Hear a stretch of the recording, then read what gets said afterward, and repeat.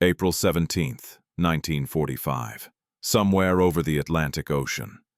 The vibration of the Liberty ship's engines traveled through the metal deck and into the bones of General Major Friedrich von Steinbach as he lay on a makeshift stretcher in the vessel's converted cargo hold. His left leg, shattered by shrapnel during the final chaotic hours before his capture, throbbed with each roll of the ship. Around him, 237 other German prisoners, officers, non-coms, enlisted men, sat or lay in silence, their faces gray with exhaustion and pain. The air smelled of diesel fuel, vomit, unwashed bodies, and something else: fear. Von Steinbach had expected to die in the field hospital tent outside Remagen.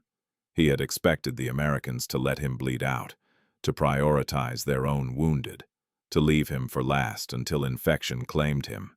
That was what happened to prisoners.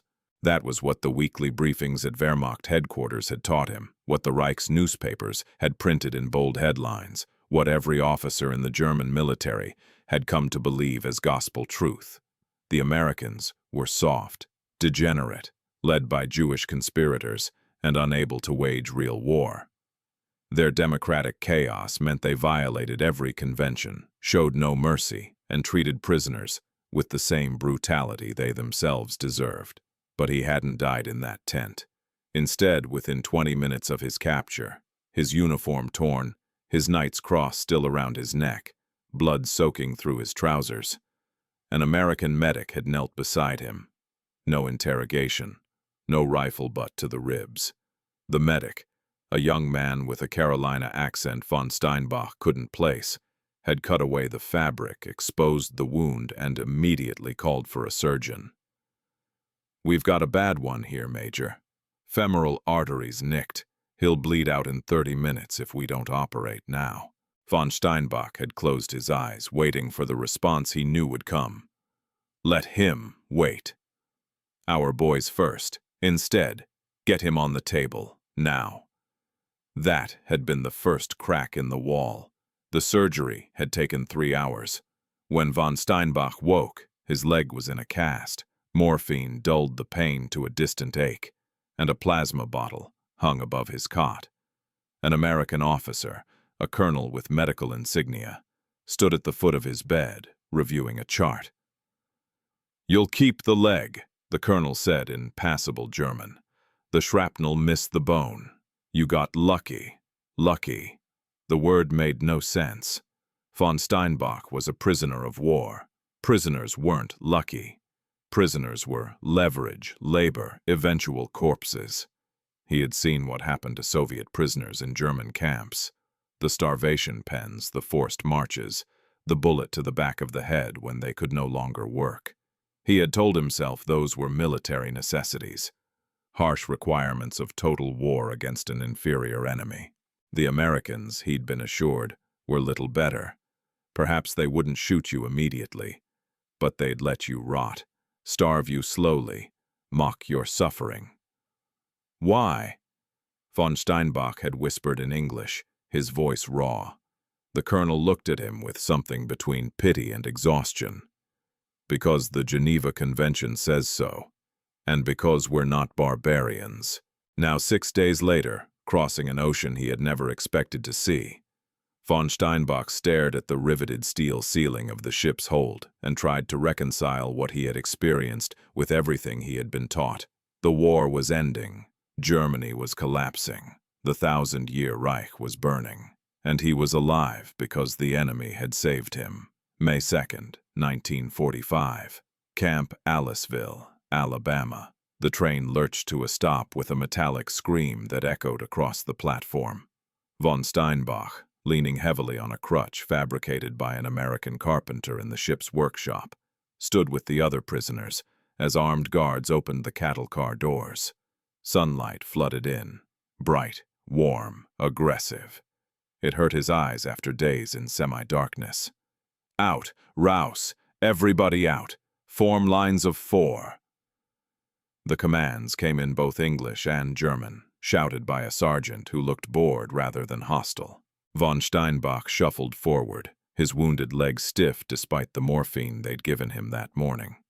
Around him, the other prisoners moved with the mechanical obedience of defeated men. But, as they stepped onto the platform, something shifted in the air. Something unexpected. The train station sat at the edge of a small southern town, and beyond the immediate perimeter of guards and barbed wire, America was simply continuing. A woman in a floral dress pushed a baby carriage past a storefront with full display windows. A man in coveralls filled his truck with gasoline at a pump across the street. Two boys, maybe 12 years old, rode bicycles and laughed at something one of them said. A Coca-Cola sign buzzed with electric light even though it was still afternoon. Von Steinbach stopped walking. The guard behind him barked, "Move it!" But for a moment, the general couldn't move.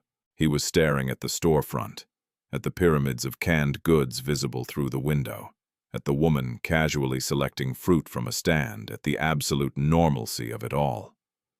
In Germany, by April of '45, such scenes had become impossible.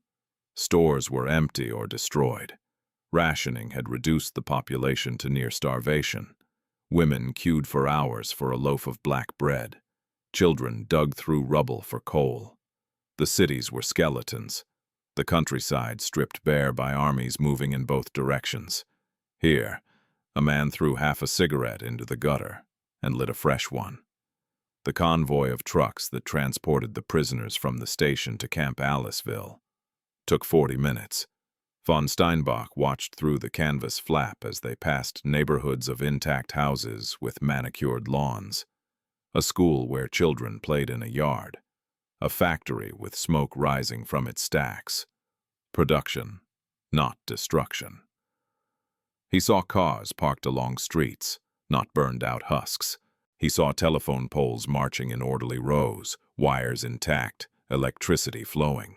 He saw a level of material abundance that made the Reich's claims of American weakness look like a joke told by madmen. One of the younger officers, a lieutenant named Hoffman, sat beside von Steinbach and whispered, "Sir, is this real, or are they showing us something special?"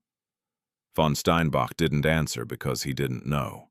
His training in intelligence analysis told him to be skeptical, to assume deception, to trust nothing the enemy showed you.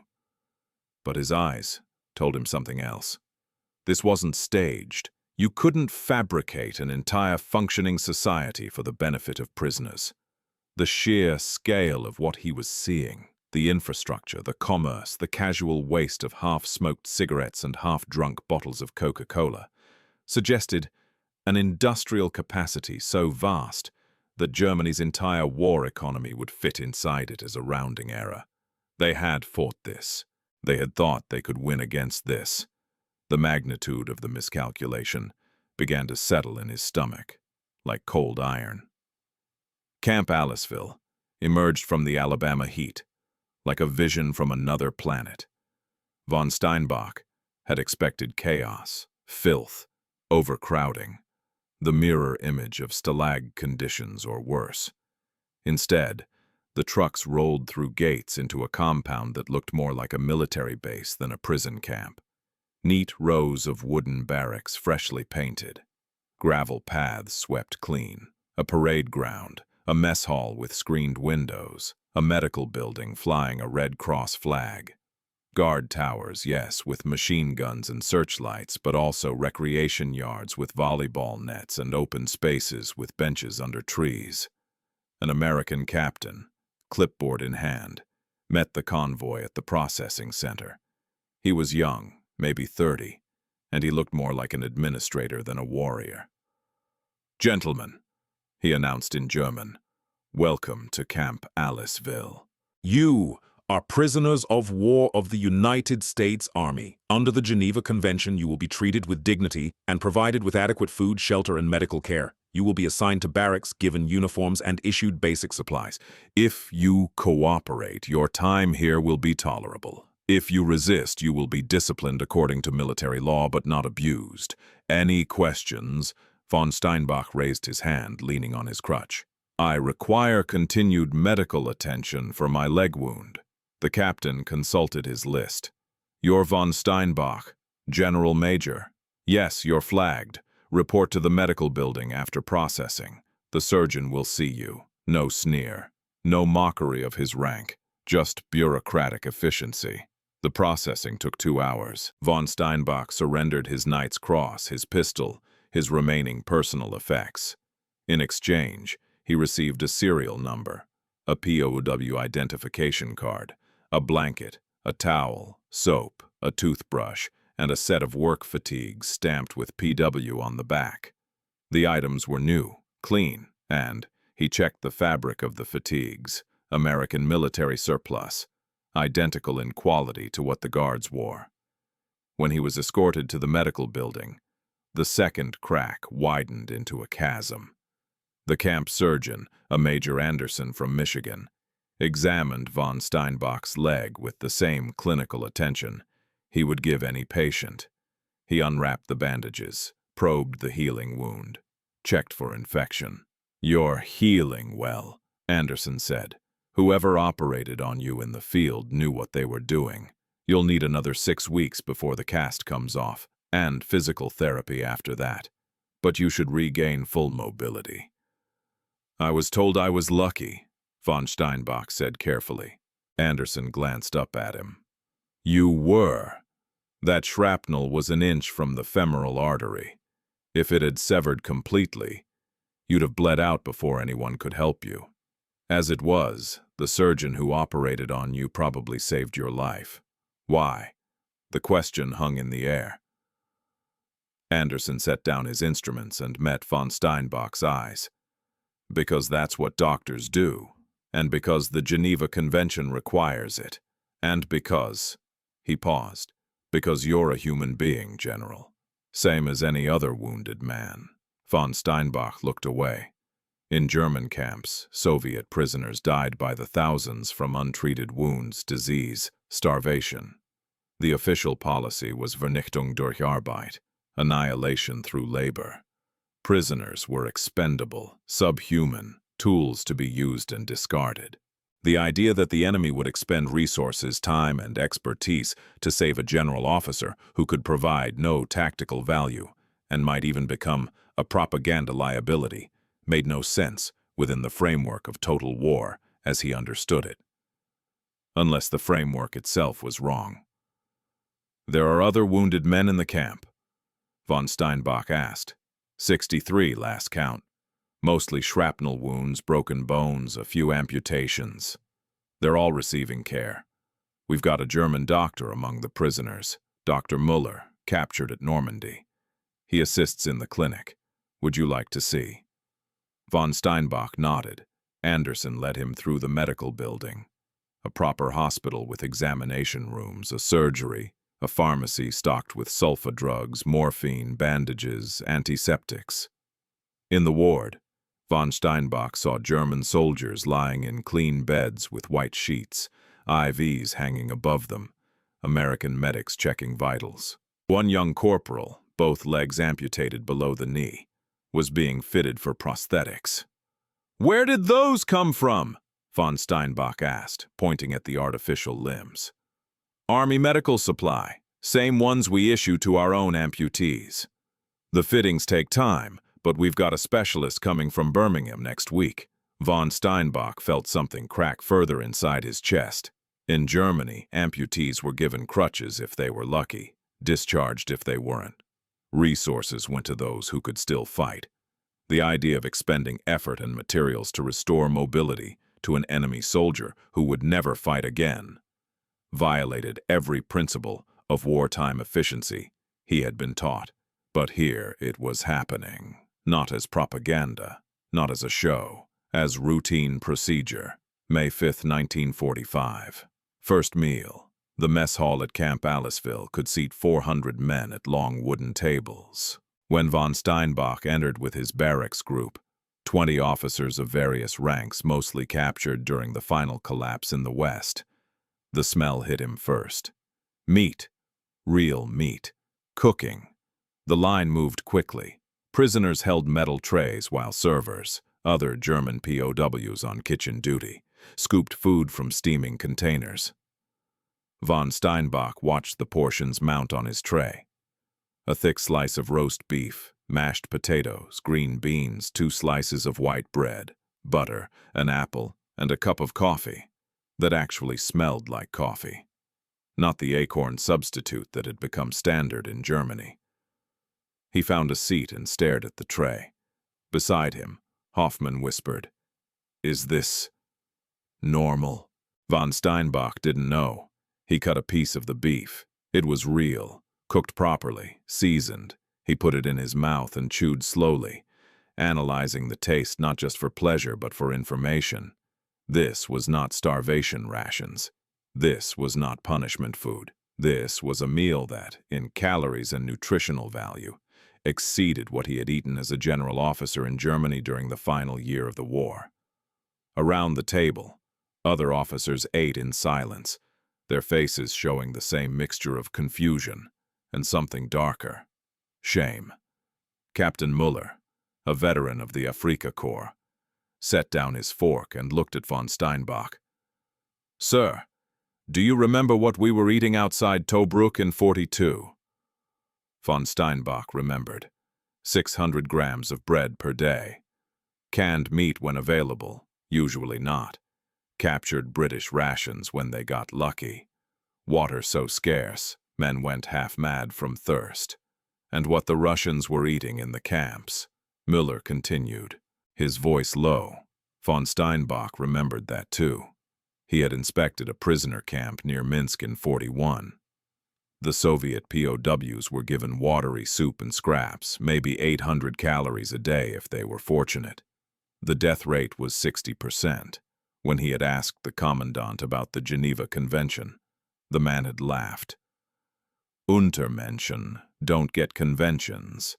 Now sitting in an enemy camp eating roast beef, von Steinbach confronted a question he had spent his entire career avoiding. What did it mean that the enemy fed its prisoners better than the Reich fed its own troops? Over the following days he began to understand the answer, and it terrified him more than any artillery barrage he had ever endured. May through August 1945, Camp Aliceville operated on a schedule that would have seemed absurd to anyone familiar with German or Soviet prison camps. Structure without brutality. Order without terror. Prisoners woke at 6. Roll call at 6:30. Breakfast at 7. Those assigned to work details, farming, road repair, factory labor, departed at 8. Those not working had access to recreation yards, a library stocked with books in German, English, and French, and organized sports leagues. Lunch at noon, dinner at 6, mail call at 7, lights out at 10.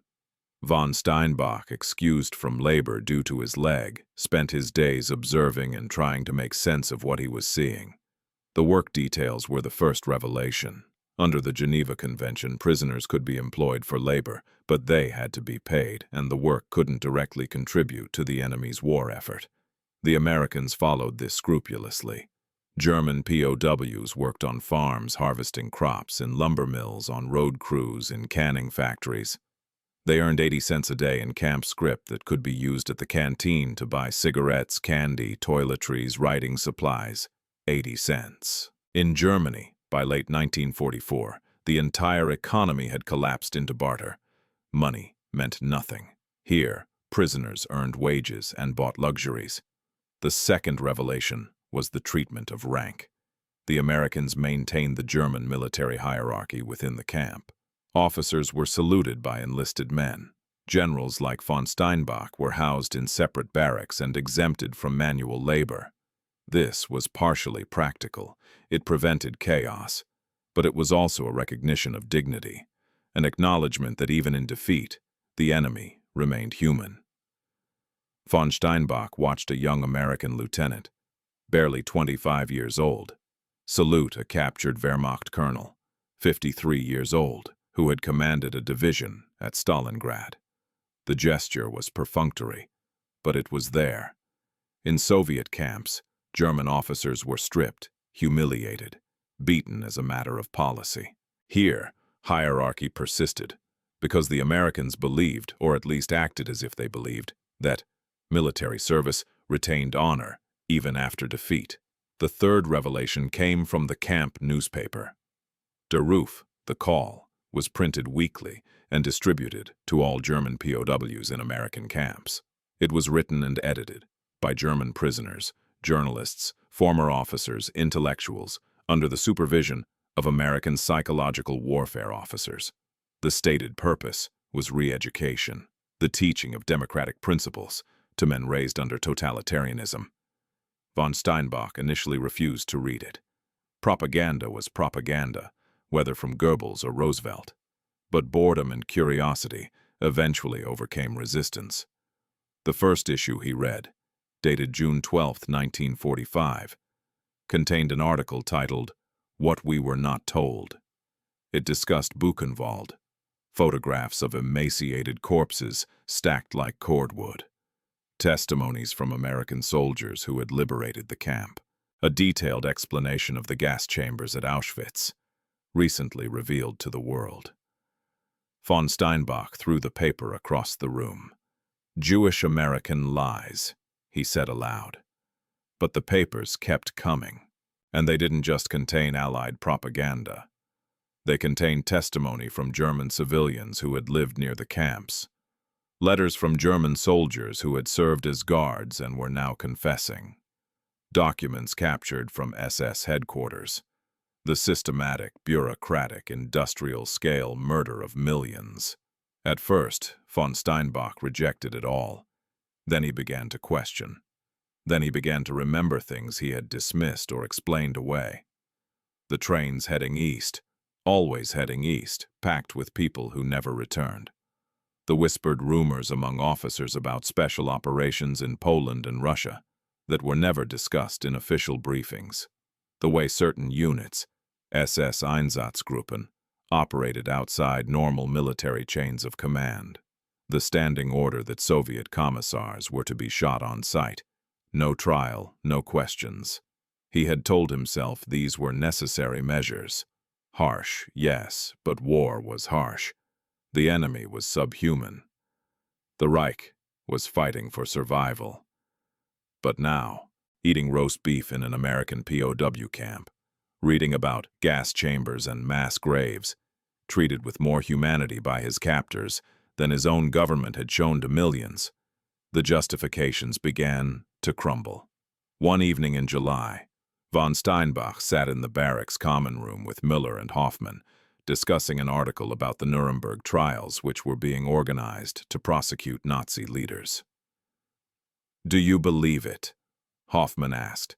"The death camps, all of it." Von Steinbach was quiet for a long time. Finally, he said, "I believe that we were told the Americans were subhuman. We were told they were weak, corrupt, incapable of real war. We were told they violated every convention and showed no mercy." He gestured around the barracks. "And here we are, fed, clothed, treated with dignity, healing from wounds they saved us from. So," Hoffmann pressed, "so if we were lied to about that," von Steinbach said slowly, "what else were we lied to about?" The question hung in the air, like smoke. September 7th, 1945. Letter from home. Mail was censored, but allowed. Von Steinbach received his first letter from his wife, Margaret, in late August. It had taken 3 months to reach him, forwarded through the Red Cross. He read it alone in his bunk, the paper thin and fragile in his hands. "Friedrich, my darling, I do not know if this will reach you or if you are even alive. We heard your division was destroyed near Remagen. The city is ruins. There is no food. We are living on rations the Americans give us, 250 grams of bread per day, sometimes canned meat. The children are thin. Carl, their son, 16 years old, says he wants to find you, but I told him you are probably dead. If you are alive, if you are reading this, know that we are surviving. The Americans are not as brutal as we were told. They do not rape. They do not burn. They distribute food, even though we have nothing to give them. I do not understand this. The Russians in the East are different. God help anyone under Soviet occupation. But here the Americans seem decent. I do not know what to think anymore. Come home if you can. We miss you." Von Steinbach folded the letter and closed his eyes. His family was alive, starving but alive, occupied by the enemy he had been told would destroy Germany utterly, and instead of destruction, they were receiving food. He thought about the Soviet prisoners he had seen in German camps. He thought about the villages burned in anti-partisan operations. He thought about the orders he had signed, the policies he had enforced, the justifications he had accepted. And he thought about the American surgeon who had saved his leg. October 19, 1945, the breaking point. A new group of prisoners arrived at Camp Aliceville in mid-October, transferred from camps in France. Among them was Oberstleutnant Werner Vogel, an officer von Steinbach had known before the war, a true believer in National Socialism who had joined the party in '33. Vogel was furious. "This is humiliation," he hissed to von Steinbach during evening formation. "They feed us like cattle to fatten us, to make us soft, to break our will. This is psychological warfare. They want us to forget our duty, to betray the fatherland." "The fatherland is ashes," von Steinbach said quietly. "The fatherland is eternal. Germany will rise again. The Führer is dead. Berlin is rubble. The war is over." Vogel stared at him with something between rage and desperation. "You sound like them, like the traitors who write that filth they call a newspaper. Have they broken you, Friedrich? Have you become a collaborator?" Von Steinbach turned to face Vogel fully. His leg, out of the cast now, still ached when he stood too long, but he stood straight. "I believed what we were told. I believed the Americans were degenerate. I believed we were fighting for civilization against barbarism. I believed our cause was just and our methods necessary. And now," Vogel demanded, "now I'm standing in an enemy camp, alive because they saved me, fed because they choose to follow laws we ignored, treated with dignity we denied others. And I have read about the camps. Not just read. I have remembered things I chose not to see. And I ask myself, if we were the civilization, why did we act like barbarians? If they are the degenerates, why do they act like human beings?" Vogel spat on the ground. "You disgust me." Von Steinbach nodded slowly. "I disgust myself, but at least I am no longer a liar." The transformation wasn't sudden or complete. Old beliefs die hard, clinging to the mind like shrapnel embedded too deep to remove.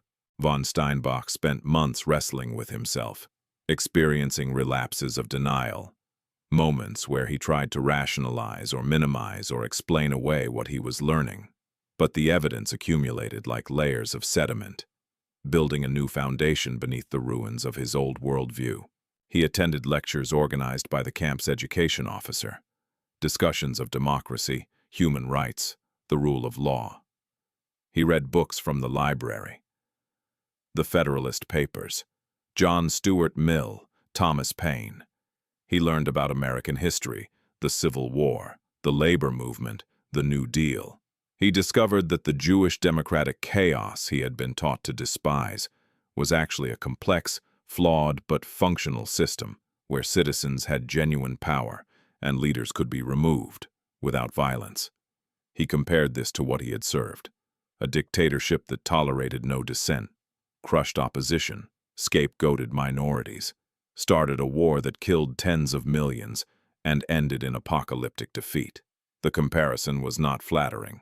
By December, von Steinbach began attending the camp's voluntary discussion groups, where prisoners debated politics, ethics, and Germany's future. These groups were controversial. Some POWs saw them as collaboration with the enemy.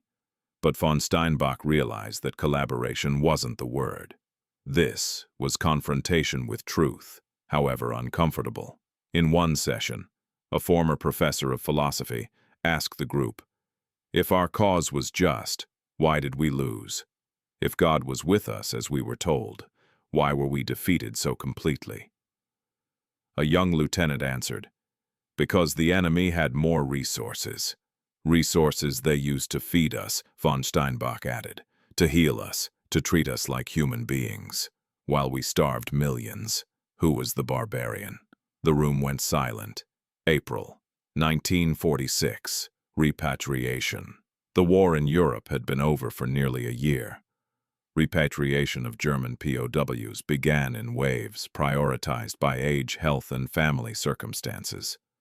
Von Steinbach, now 51 years old and recovered from his injury, was scheduled for return in late April. On his final day at Camp Aliceville, Major Anderson called him to the medical building. "General, I wanted to say goodbye," Anderson said, extending his hand. Von Steinbach shook it. "Thank you. For my leg, for my life," Anderson nodded. "What will you do when you get home?" "I don't know. I don't know what Germany is anymore. You're going to find it very different from what you left." "I am very different from what I left." Anderson studied him.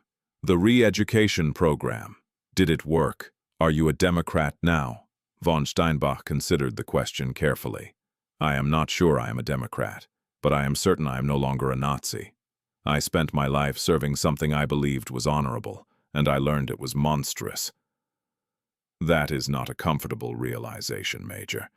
It does not make me a better man. It only makes me an honest one." "That's a start," Anderson said. May 1946. Bremerhaven, Germany. The ship, carrying von Steinbach and 400 other repatriated POWs, docked in a Germany that no longer existed. The cities were rubble. The infrastructure was destroyed. Millions were dead or displaced. The country was occupied, divided, administered by the victors.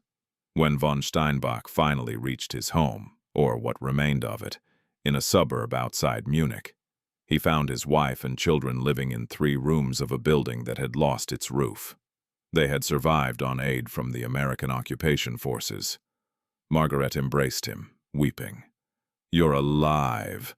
I didn't believe it." "I'm alive," von Steinbach said. "The Americans saved me."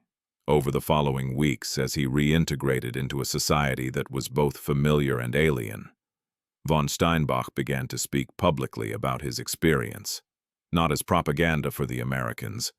He was not interested in serving new masters, but as testimony, as witness to what he had learned. He wrote articles for German newspapers that were now free of censorship. He gave talks at community centers about the camps, about democracy, about the moral responsibility of soldiers who just followed orders. He corresponded with former Wehrmacht officers, some of whom had undergone similar transformations, others of whom cursed him as a traitor.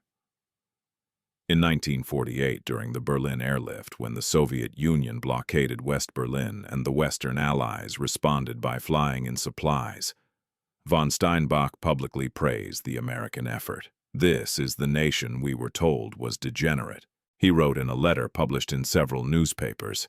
"They are feeding a city that bombed their soldiers. They are risking their pilots to save civilians who recently tried to kill them.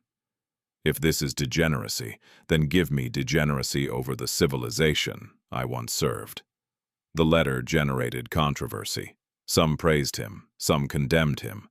But von Steinbach no longer cared about approval. He had discovered something more valuable in that POW camp in Alabama: integrity. Epilogue, June 1963. Friedrich von Steinbach died in his sleep at the age of 68 in a small apartment in Munich that overlooked a rebuilt city. Germany had recovered, divided but functional. The Federal Republic had become a democracy, imperfect but real. The horrors of the Nazi era were being confronted, slowly and painfully. In his papers, his family found a memoir he had been writing, titled The Shock of Mercy. In it, he described his capture, his wounding, the surgery that saved him, the camp in Alabama, the meals that exceeded what his own country had provided, the re-education that was really rehumanization. The final paragraph read, "I was taught that the enemy was subhuman. I learned that I was the subhuman one, not in biology, but in behavior. I was taught that mercy was weakness. I learned that mercy is the highest expression of strength. I was taught that we were the master race. I learned that the true measure of a civilization is how it treats those who are powerless. The Americans defeated us not just with bombs and tanks, but with roast beef and morphine, with dignity and law. They showed me what I had refused to see, that humanity is not a national characteristic, but a choice. We chose barbarism and called it honor. They chose decency and called it duty. That is why they won, and that is why, though I lost everything, my country, my career, my illusions, I am grateful for my capture. It was the first day of my moral life. The memoir was published posthumously in 1965 and became required reading in German schools as part of the curriculum on the Nazi era. It was translated into English in 1968 and remains in print today, a testament to the power of humane treatment to undermine even the most deeply ingrained ideologies. Von Steinbach's story was not unique. Thousands of German POWs underwent similar transformations in American and British camps. Some rejected it, clinging to their old beliefs. But many, officers, soldiers, civilians who had supported the regime, confronted the gap between what they had been told and what they experienced, and in that gap, they found the beginning of redemption. The American POW camps were not perfect. There were incidents of abuse, failures of oversight, moments of cruelty. But the overall policy, adherence to the Geneva Convention, humane treatment, adequate food and medical care, stood in stark contrast to the systematic brutality of German and Japanese camps. This wasn't just moral virtue, it was strategic genius. Every German POW who returned home and spoke about his treatment became a walking advertisement for democratic values. The shock of American captivity revealed a truth that totalitarian regimes can never acknowledge. That strength lies not in the ability to inflict suffering, but in the discipline to show restraint.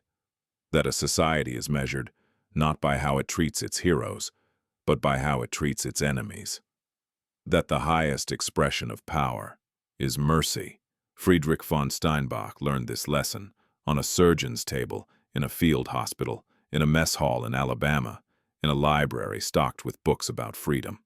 He learned it against his will, against his training, against every instinct his education had cultivated. And in learning it, he discovered that the war he had lost on the battlefield, he had won in his soul. The scar on his leg remained for the rest of his life, a daily reminder of the moment when an enemy became a healer, when propaganda met reality, and when mercy proved stronger than hate.